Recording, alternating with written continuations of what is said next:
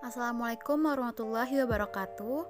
Perkenalkan, nama saya Tanzila Yuniartami, NIM 19070160072 dari kelas Psikologi 6B. Di sini saya akan mempresentasikan materi terkait resiliensi kolektif masyarakat tradisional.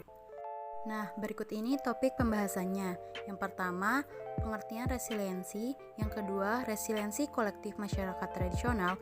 Yang ketiga, pendidikan multikultural dalam membangun resiliensi kolektif. Yang keempat, bentuk resiliensi kolektif masyarakat tradisional. Baik, langsung saja untuk pembahasan yang pertama, yakni mengenai resiliensi. Apa itu resiliensi? Menurut IFRC tahun 2014 mendefinisikan resiliensi sebagai kemampuan individu, komunitas, organisasi, atau negara yang terpapar bencana, krisis, dan kerentanan mendasar untuk mengantisipasi dan mempersiapkan mengurangi dampak serta mengatasi dan memulihkan efek guncangan dan tekanan tanpa mengkompromikan prospek jangka panjang. Berdasarkan definisi tersebut, resiliensi dapat diamati dan diperkuat di beberapa level, yaitu level individu, level rumah tangga, level komunitas, pemerintah lokal, pemerintah nasional, organisasi penghimpunan nasional, dan level regional dan global. Pada level komunitas, resiliensi komunitas diperkuat oleh level ketahanan individu dan rumah tangga. Berikutnya ada resiliensi kolektif masyarakat tradisional. Resiliensi kolektif adalah gagasan tentang bagaimana ketahanan masyarakat dalam menghadapi tekanan dan tantangan hidup melalui pengembalian fungsi relasi sosialnya, menurut Kiermaier tahun 2009.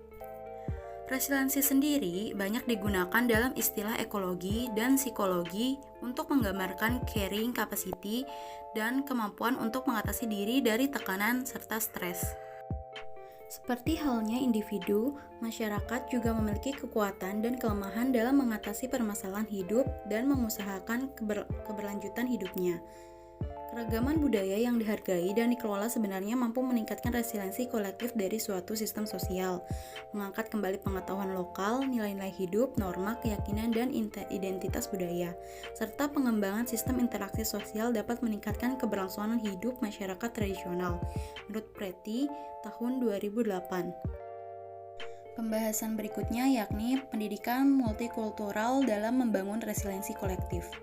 Pendidikan multikultural sendiri memegang peran penting untuk menumbuhkan kesadaran bagi masyarakat akan pentingnya mengupayakan kesetaraan terhadap akses hak-hak hidup yang semakin bermartabat. Penguatan identitas etnik pada pribadi-pribadi yang berasal dari kelompok masyarakat tradisional yang terpinggirkan menjadi penting untuk menumbuhkan rasa percaya diri dan mengembangkan kesadaran, menurut Banks 2010. Adapun prinsip-prinsip kurikulum pendidikan multikultural dalam rangka menguatkan identitas etnik menurut National Council for the Social Studies atau NCSS dalam Banks 2002 yakni sebagai berikut. Yang pertama, keragaman etnik dan budaya harus diperkenalkan dan dihargai oleh setiap individu, kelompok, termasuk unsur keluarga dan masyarakat. Yang kedua, keragaman etnik dan budaya harus ditujukan untuk menguatkan, melekatkan, dan meningkatkan daya tahan atau resiliensi masyarakat. Yang ketiga, kesetaraan dalam mendapatkan kesempatan, utamanya akses pendidikan dan ekonomi harus diberikan untuk seluruh anggota golongan dan kelompok etnis. Yang terakhir, pengenalan identitas etnik dan budaya harus ditunjukkan sebagai pilihan merdeka setiap individu dalam suasana yang demokratis. Baik, untuk pembahasan berikutnya yakni ada bentuk resiliensi kolektif masyarakat tradisional. Salah satu contohnya yakni tahlilan. Tradisi tahlilan merupakan tradisi yang sudah ada sejak zaman dahulu.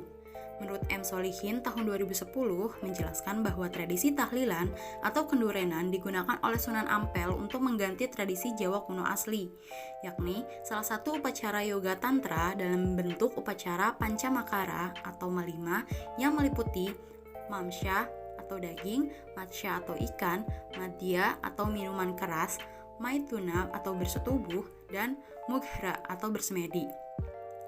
Mereka melakukan upacara malima membentuk lingkaran yang terdiri dari laki-laki dan perempuan dalam keadaan telanjang. Di tengahnya akan tersedia makanan, daging, ikan, serta minuman keras. Serta makan dan minum sampai mabuk, para peserta bersetubuh ramai-ramai. Setelah nafsu perut dan syahwat terlampiaskan, mereka melakukan semedi. Kemudian tradisi tersebut pelan-pelan diganti oleh Sunan Ampel dengan kenduran, di mana upacara ritualnya terdiri dari kaum laki-laki berpakaian agamis, mengepung tumpeng minuman teh manis dan makanan bersama, dan makan bersama. Selebihnya dibawa pulang sebagai berkat atau nasi barokah karena sudah mengalami pensucian melalui doa.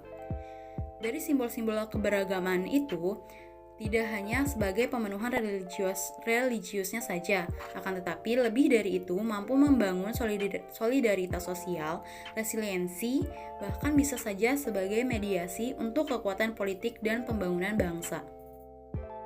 Mungkin itu saja yang dapat saya sampaikan mengenai materi resiliensi kolektif masyarakat tradisional. Kurang lebihnya saya mohon maaf. Wabillahi taufiq wal hidayah. Wassalamualaikum warahmatullahi wabarakatuh. Terima kasih yang telah menonton.